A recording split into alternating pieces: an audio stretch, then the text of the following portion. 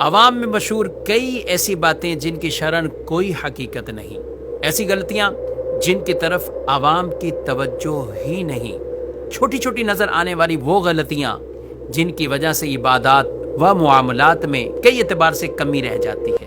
اس web series میں آپ جان سکیں گے عبادات اور معاملات سے متعلق مستند اور درست شرعی مسائل، تو دیکھنا نہ بھولیے نیو ویب سیریز عوامی غلطیاں۔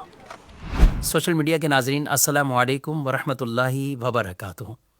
آپ دیکھ رہے ہیں کہ بڑی دلچسپ اور معلومات سے بھرپور ویب سیریز جس کا نام عوامی غلطیاں اور درست شرعی مسائل۔ جیسا کہ آپ جانتے ہیں، اس ویب سیریز میں ہم عوام الناس میں پائی جانے والی ان غلطیوں کی نشاندہی کرتے ہوئے اور ان سے متعلق درست شرعی معلومات حاصل کرتے ہیں۔ یاد رکھیے، ایمان لانے کے بعد سب سے اہم عبادت نماز ہے۔ اس کے بارے میں درست معلومات حاصل کرنا بے حد ضروری ہے۔ اللہ کریم ہمیں فرائض علوم سیکھنے اور علم دین سے محبت رکھنے کی توفیق عطا فرمائے، کیونکہ رسول مکرم صلی اللہ تعالی علیہ وآلہ وسلم نے ارشاد فرمایا ہے کہ جس نے وضو کیا جیسا کرنے کا حکم تھا اور نماز پڑھی جیسا پڑھنے کا حکم تھا تو اس کے پچھلے گناہوں کو معاف کر دیا جاتا ہے۔ یہاں دو چیزیں بہت اہم فرمائی گئی ہیں کہ طہارت بھی ویسے جیسے حکم دیا گیا تھا اور نماز بھی ویسے پڑھنی ہے جیسے حکم دیا گیا تھا۔ تو لہذا ہمیں ہر طرح کی ان غلطیوں سے اپنے آپ کو بچا کر درست طریقے سے اپنی نماز کو ادا کرنا ہے۔ ناظرین، نماز میں پائی جانے والی چند وہ غلطیاں ہیں کہ جن کی وجہ سے بعض اوقات تو نماز ہو ہی نہیں رہی ہوتی، فرض ہی ادا نہیں ہو رہے ہوتے، اور بعض غلطیاں ایسی ہیں کہ جن کی وجہ سے کچھ واجب کے ترک لازم آ رہے ہوتے ہیں۔ اور یہ بات یاد رکھیں، جب فرض کی کمی رہ جائے گی تو نماز سرے سے ادا ہی نہیں ہوگی، اور اگر ان کے اندر واجب کی کمی رہ گئی تو پھر نماز واجب الاعادہ ہوتی ہے۔ اس طرح نماز کو ادا کر لینا، اگر واجب کی کمی رہ جاتی ہے اور اسی طرح ہی سلام پھیر دیا تو پھر نماز واجب الاعادہ یعنی دوبارہ پڑھنا واجب ہوتی ہے۔ ہاں، یہ بات ضرور ہے کہ اگر بھولے سے واجب کسی کا چھوٹ جائے تو پھر اسے شریعت مطہرہ نے یہ آپشن دیا ہے کہ سجدہ سہو کر کے اپنی نماز کو وہ درست کر سکتا ہے۔ لیکن اگر سجدہ سہو نہ کر سکا یا جان بوجھ کر اگر واجب کو ترک کرتا رہا تو پھر وہ نمازیں دوبارہ پڑھنا ضروری اور واجب ہوتی ہیں۔ آج پہلی بات کریں تو نماز کا پہلا فرض تکبیر تحریمہ، یعنی وہ تکبیر کہتے ہوئے جب ہم نماز کو شروع کرتے ہیں، اللہ اکبر، یہ نماز کو ہم نے شروع کیا، اور کچھ لوگ اس کلمے کی ادائیگی میں ایسی اعراب کی غلطیاں کر جاتے ہیں، اس سے اس کلمے اور اس لفظ کے معنی ہی بدل جاتے ہیں، اور یہ عمل نماز کو فاسد کر دیتا ہے۔ مثلا اللہ اکبر کی جگہ اللہ اکبر، یا اکبر کی جگہ اکبار، یعنی ان کو کھینچتے رہتے اللہ اکبر، تو یہ شروع میں تو کھڑا زبر نہیں ہے، لام پر کھڑا زبر ہے، لیکن اللہ کے شروع کے الف پر وہ فقط زبر ہے، اللہ اکبر۔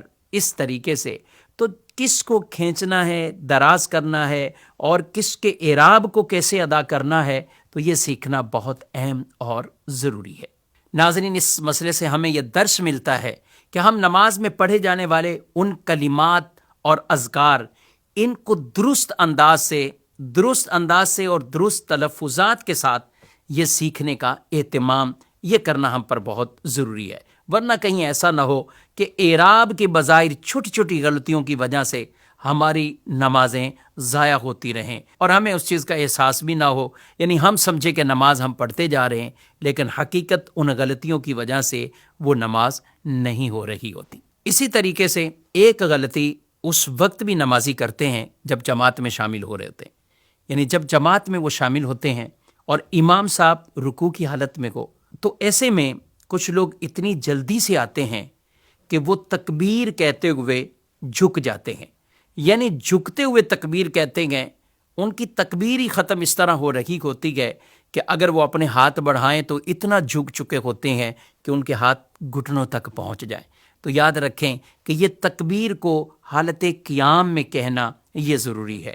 اگر کوئی تکبیر ہی اس طرح کہتا ہے اور نماز میں اس طرح شامل ہوتا ہے تو گویا اس کے تکبیر تحریمہ کا فرض ہی پورا نہ ہوا اور اس کے قیام کا فرض ہی پورا نہ ہوا، جس کی وجہ سے اس کی نماز بھی نہیں ہوتی۔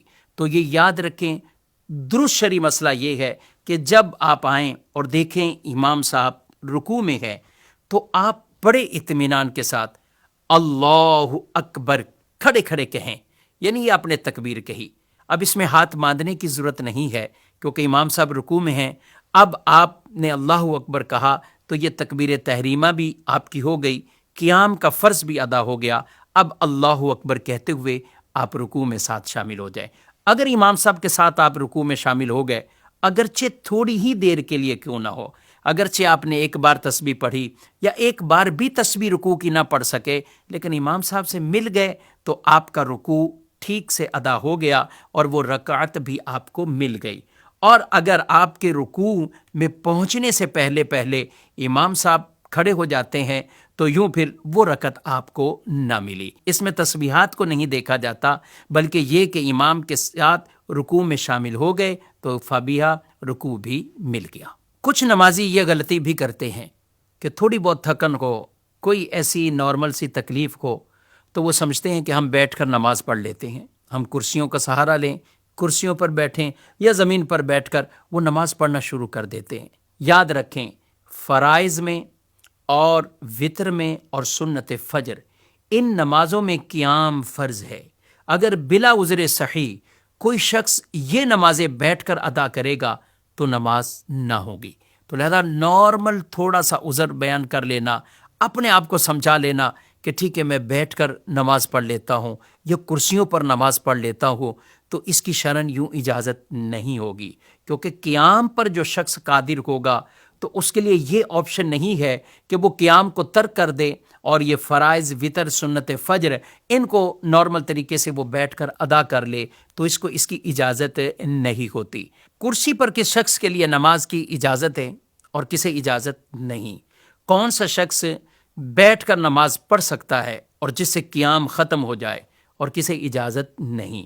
یہ بھی علم سیکھنا بہت اہم اور ضروری ہے۔ ڈسکرپشن میں آپ یہ لنک ملاحظہ کر رہے ہیں، اس کے ذریعے سے آپ کو یہ کرسی پر نماز پڑھنے کا درست طریقہ کس کے لیے ٹھیک اور کس لیے ٹھیک نہیں ہے، تو یہ پوری ویڈیو آپ ملاحظہ کریں گے تو یہ علم بھی سیکھنے کو ملے گا۔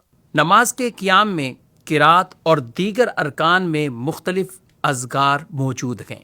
قرات کرنے میں بعض لوگوں کا انداز یہ ہوتا ہے، صرف ان کی زبان اور ہونٹ حرکت کرتے ہیں، لیکن اس پڑھنے میں اتنی آواز بھی پیدا نہیں ہوتی کہ وہ خود سن سکیں، اور وہ یوں اپنی نمازوں کو گویا کہ ضائع کر بیٹھتے ہیں۔